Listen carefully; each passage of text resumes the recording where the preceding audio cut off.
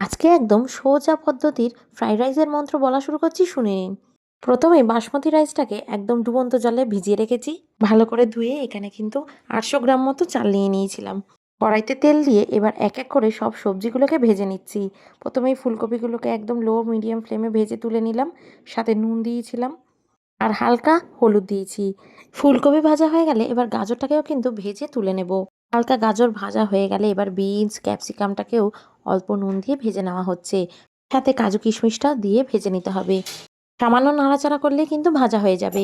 তারপরেই থালায় তুলে নিন।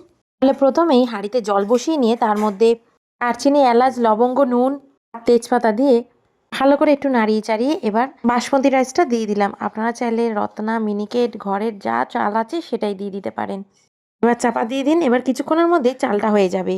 এবার ঘেঁটে করার জন্য সব সবজি আর ভাত একসাথে দিয়ে দিলাম। সামান্য নুন, ঘি, পরিমাণ মতো চিনি, সয়া সস দিয়ে সব মিশিয়ে নিন।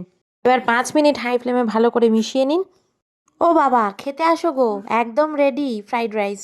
চিকেন নেই তো কি আছে, এটাই ফাটাফাটি, একদম মুখে লেগে আছে, ফার্স্ট ক্লাস।